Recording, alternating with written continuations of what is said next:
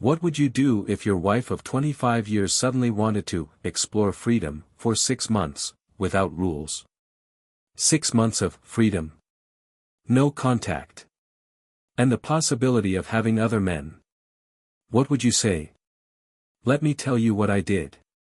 After a quarter century of marriage, Greg Thompson had planned a surprise getaway to Italy for his wife, Sarah. Little did he know, his life was about to take an unexpected turn. As the CEO of Thompson Financial Services, Greg had worked hard to build a life of comfort for his family. The company had been in the family since his great-grandfather's time, and now Greg was the one upholding the family legacy through both business and community involvement. "Evening, sweetheart," Greg greeted warmly as he walked into the kitchen. Sarah looked up from where she was seated at the table, her expression devoid of emotion. "Hey, I thought you'd be home earlier. What's with the big red envelope?" "Valentine's Day was last week, you know. I had some important errands to take care of," Greg answered, setting his briefcase and the bright envelope down on the coffee table. "And this," he said, tapping the envelope, "needs to be dealt with tonight." He took a seat across from Sarah, noticing the 2 glasses of red wine she had already poured. A pen and notepad sat in front of her glass, catching his eye. "How was your day?" she asked casually, though her tone made it clear she wasn't really interested in his response. "It went fine," he replied cautiously, his eyes drifting toward the paper. "But judging by what's on the table, I have a feeling tonight will be more significant than how my day went." Sarah let out a deep sigh. "Yeah, you could say that," she began.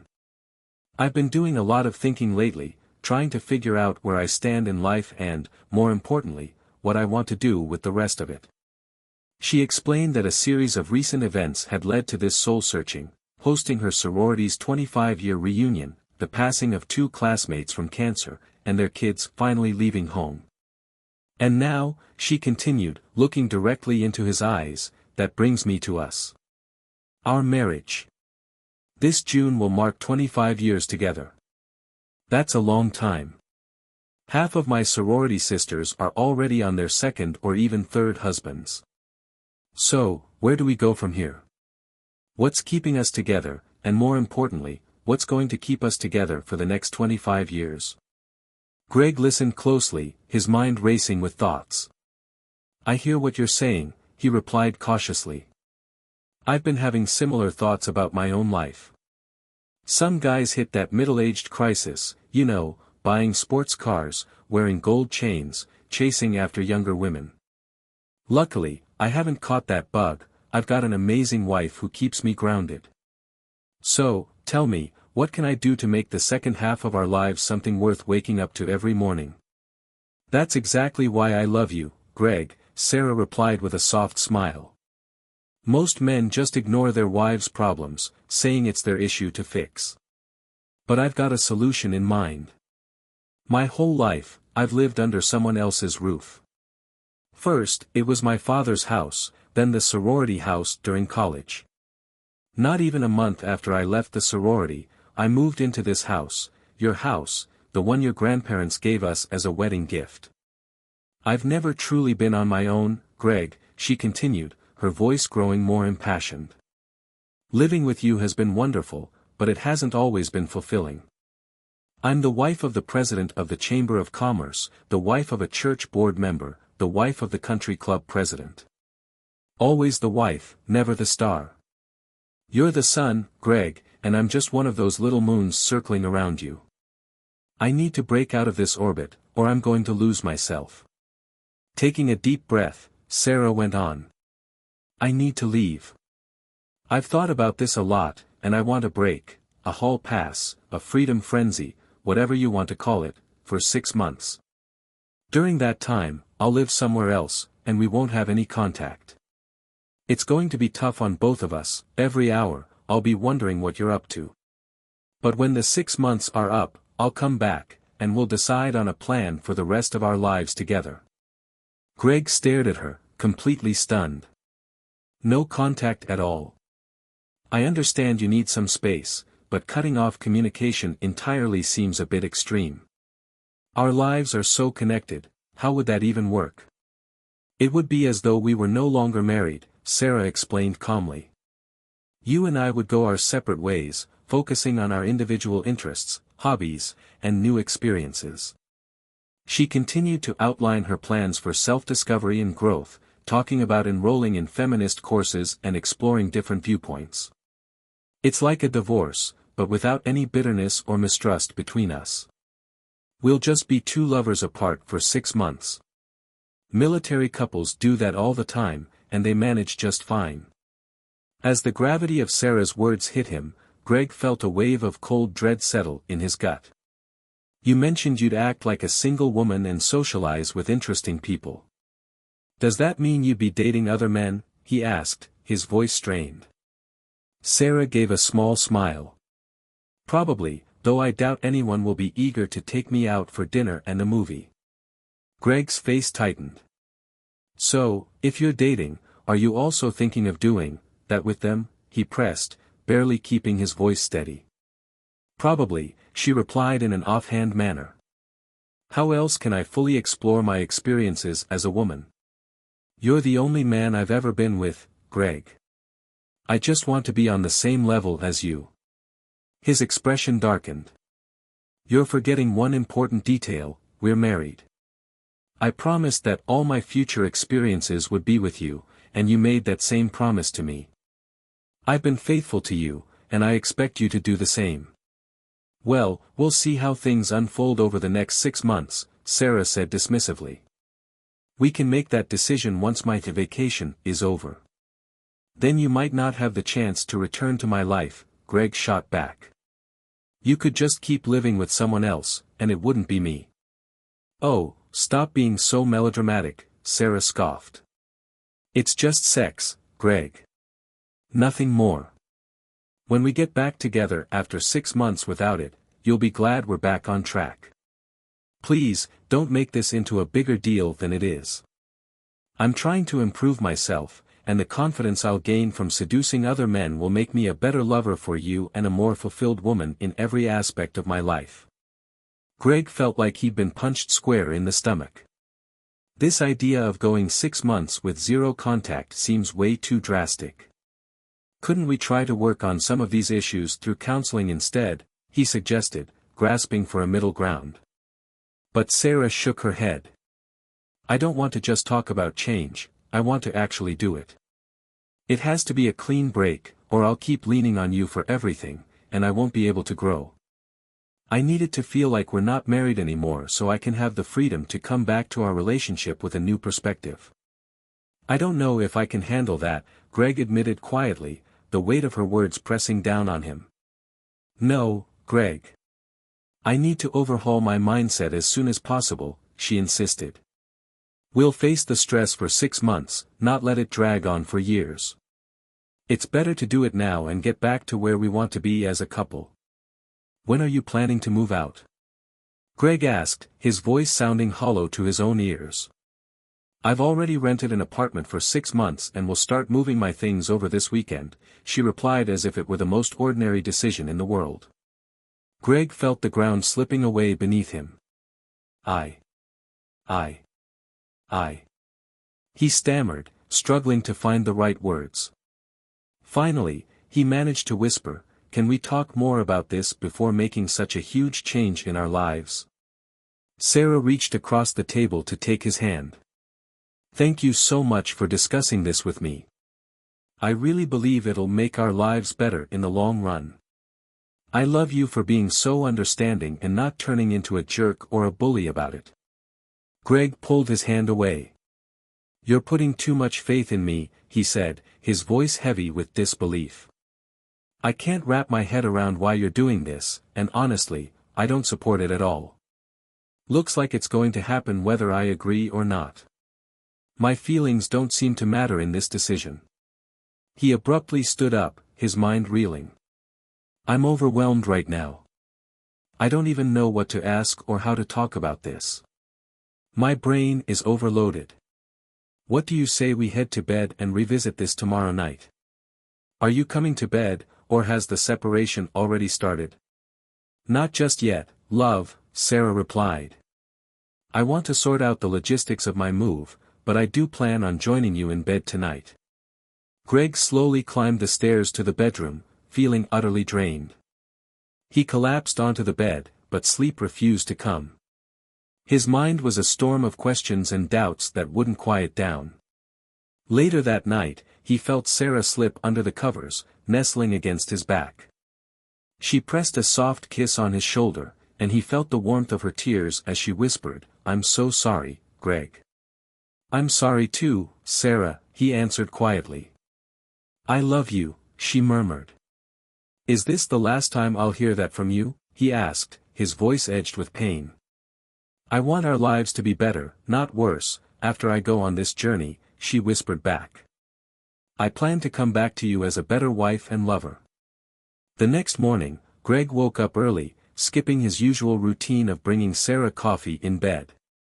Instead, he left the house and sat in his car, texting his friend Tony from the dealership. He needed some practical advice to navigate this mess. After explaining Sarah's plan, Tony listened and then looked at him with a grim expression. "Sounds to me like she already has a guy in the picture, but she's not ready to fully commit. She wants to explore it before she decides to leave you for good. If she's happy with this guy in 6 months, you're out. If he turns out to be a dud, she'll come back acting all rejuvenated and ready to be the loving wife again. You're basically the backup plan, the safety net while she tests the waters. How do I avoid being used like that?" Greg asked, feeling a knot in his stomach. "Cut her loose, and the sooner, the better," Tony declared firmly. "Take control of the situation. The day she moves out, you file for divorce on the grounds that she left. A divorce takes around 6 months anyway, so if she's really leaving, it'll be ready to finalize. If, for some reason, you want her back, you just refuse to sign the final papers and stay married. The key here is that you make the call, not her." Tony went on, "And remember this, if she cheats and you take her back, it'll only make it easier for her to cheat again. One more tip, stay the good guy. Don't get angry, don't yell. Losing your cool will only create more problems for you down the road, both in your relationship and if it comes to court. Act like you understand and are on board with her plans."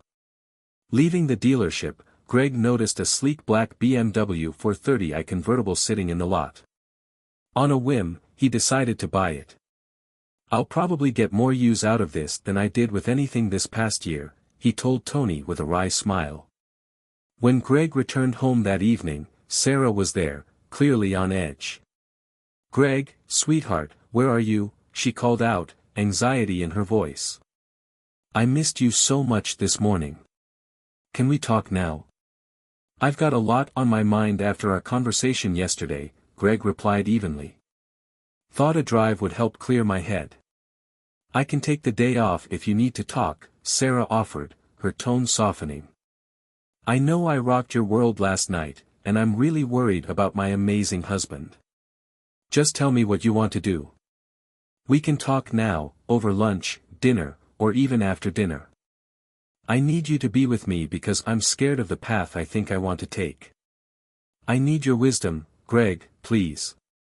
Greg felt a spark of resentment at her sudden display of concern. "I need more time to wrap my head around your plans for this separation," he said quietly. "I'll head to the office, shut the door, turn off my phone, and really think about the future. How about we plan to have dinner together at our usual time tonight? I'll pick up some food so you don't have to worry about cooking or cleaning. Does that work for you?" Sarah quickly agreed. That evening, as they sat down to eat, the tension was thick in the air. Greg listened as Sarah outlined her plans for the apartment and the courses she planned to take. When she asked if she could take some of their furniture, he nodded stiffly. "Thanks for being so thoughtful," she said with a smile. "You really are a great person." Greg swallowed the sarcastic reply that came to mind. Instead, he said, "I doubt you can fit all your stuff into a 1,200 square foot apartment. What are you planning to do with everything else?" When Sarah suggested leaving some of her things at the house, Greg shook his head firmly. "If you're leaving, then everything goes with you. You can't use this place as a backup while starting a new life. As the reality of moving out began to hit her, Sarah's excitement started to waver. You're willing to give me a bed, but you're being a real jerk about my other stuff, she snapped. Seriously, what am I supposed to do with it all if I can't leave it here? If you want to be independent, why are you asking me? Greg replied icily. You're leaving me to be on your own, but now you need my help. You could always rent a storage unit, they have them all over town. Their discussion quickly devolved into bickering over practical matters. Finally, Greg decided to make his position clear. Listen, Sarah, after our initial talk about this, I did some reflecting. While I'm without a wife around, maybe I should think about whether it's time to trade you in for someone else. Sarah's eyes widened in shock. Trade? What exactly do you mean by that? Just like if your car gets old and unreliable, you trade it for a newer model, Greg explained calmly. Maybe it's time I trade my wife in for someone younger and more interesting, rather than sticking with an older one. Now, hold on, buddy, Sarah growled. I'm doing this to become a better woman for you. There's no reason for you to go out looking for a new wife.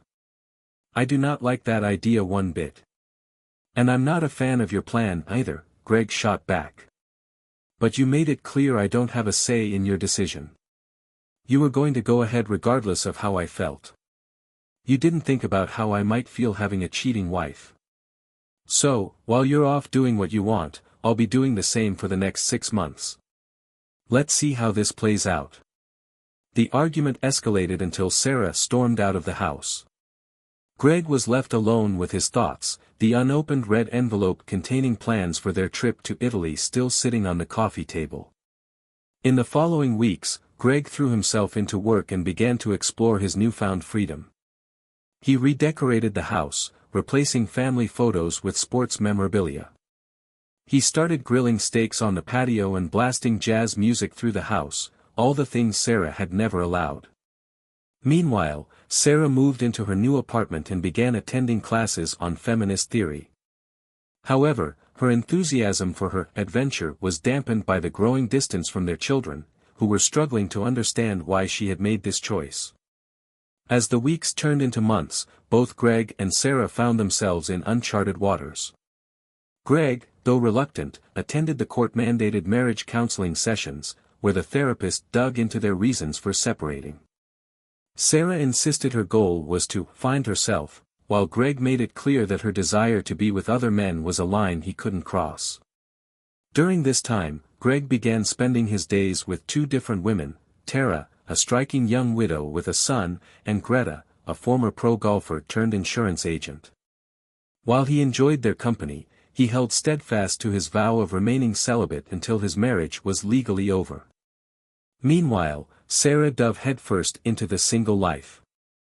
She went clubbing with her divorced friends and basked in the attention she received from other men. However, a chance encounter in Dallas with a charming stranger named Tom would set off a chain of events she never saw coming. As the 6-month mark loomed closer, tensions grew. Sarah became increasingly sure that Greg would welcome her back with open arms. But Greg had changed. Her betrayal had left a mark on him that couldn't be erased. The situation escalated when their children stumbled upon photographic evidence of Sarah's infidelity, hammering the final nail into the coffin of their marriage. On the day that would decide their future, Greg and Sarah met at the lawyer's office. Sarah arrived first, dressed in a stylish new outfit, brimming with confidence about a possible reconciliation. Greg arrived last, quietly placing a bright red envelope on the desk. "Sorry I'm late," he murmured. The lawyers exchanged brief pleasantries and shuffled the paperwork. Both Greg and Sarah signed the final divorce decree as they had agreed. Then, Greg turned to her. "Do you have anything you'd like to say?" he asked, his expression unreadable. Sarah took a deep breath. "It's been a long 6 months without the love of my life by my side, but facing adversity has given me a chance to grow. I'm now a more enlightened woman, more dedicated to our marriage than ever. I have to thank my loving, devoted husband for allowing me to spread my wings and learn to fly. Greg, you'll never regret this gift, because I will prove my faithful love to you for the rest of our lives. Greg listened without showing a hint of emotion. When she finished, he spoke calmly. Faith is about trust. Every marriage vow emphasizes the faithfulness of both partners because, without trust, love can't exist. That brings us to this divorce and my wish for both of us to stay faithful. Over these past 6 months, I spent time with a few women.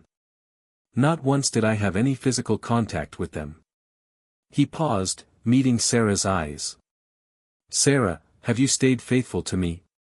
Sarah blinked, caught off guard by his directness. Yes, of course, I've remained faithful, she replied. Greg's expression hardened. He reached for the red envelope and pulled out a photograph, laying it on the table. The image showed Sarah kissing Tom in a Dallas nightclub. Have you been faithful? He asked again, his voice now steely. Sarah stammered, her face flushing. It was just a kiss. It didn't mean anything. I wasn't unfaithful. Greg pulled out another photo, this one far more explicit. Sarah gasped, horror spreading across her face. Where did you get this? She cried. Were you spying on me? This is the most revolting situation I've ever found myself in, Greg said, his voice quivering with anger. This photo was taken by a friend of our son's who happened to be in Dallas. Our son found out when Matt and his dad were laughing about the woman who was all over Tom at the club. They confirmed it was you. The color drained from Sarah's face as the gravity of her actions hit her. Tears welled up in her eyes. Greg continued, his voice growing louder. Can you even imagine the pain of our son, seeing his own mother in a crowded club, trying to hook up with some random guy for a good time? He had to sit across the table from the man who turned his father into a laughingstock and his mother into a, you can't even begin to understand what must have been going through his head when he saw that disgusting picture. And now you wonder why the kids won't return your calls. Turning to his attorney, Greg handed over both signed copies of the divorce decree. File them, please, he said firmly. Greg, it was just meaningless sex, Sarah pleaded, desperation in her voice. It didn't mean anything to me, and it didn't mean anything to Tom either. It was purely physical, no love, no commitment. Greg's eyes turned cold as he looked at her. That's even more heartless, Sarah, he replied, his voice icy. You claim it meant nothing to you, while knowing full well it means everything to me. Do you realize how deeply disrespectful that is? It's probably the worst thing you could say to me.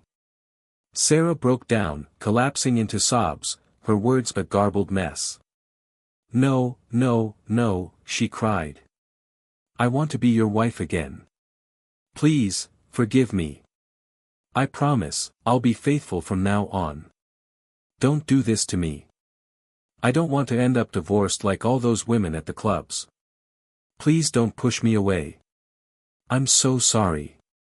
I'll never make this mistake again. But Greg was already walking out the door, her desperate cries fading behind him as he made his way to his BMW. He spent the rest of the day at home, sipping whiskey and smoking a cigar on the patio. As night fell, he ignored the persistent buzzing of his phone, Sarah calling repeatedly, mixed with concerned messages from Tara, Greta, and his kids. The next morning, Greg woke to the gentle shake of Tara's hand on his shoulder. Are you all right? She asked, concern etched across her face. He managed a faint smile. Yeah, I guess I'm okay. Why wouldn't I be? Tara let out a soft laugh. Well, I see you haven't completely lost your sense of humor post-divorce. She sat down beside him, wrapping an arm around his shoulders. So, what does your future look like? Does it include me? Absolutely, Greg replied without hesitation. Tara leaned in, kissing him tenderly. As long as I'm part of your plans, I'll wait, she said warmly. There's no rush. You're still processing the end of a 25-year relationship. That kind of thing doesn't just disappear overnight. I'll be here for you, no matter how long it takes. As autumn arrived, bringing cooler air and the changing leaves, Greg began to adjust to his new reality bit by bit. He turned down invitations to golf that weekend, needing time to himself to sort through everything. On Saturday morning, Greta appeared at his front door. "I heard it was rough, but at least it's over now," she said sympathetically. Greg nodded and invited her in. They settled on the couch, and Greta took a deep breath before speaking.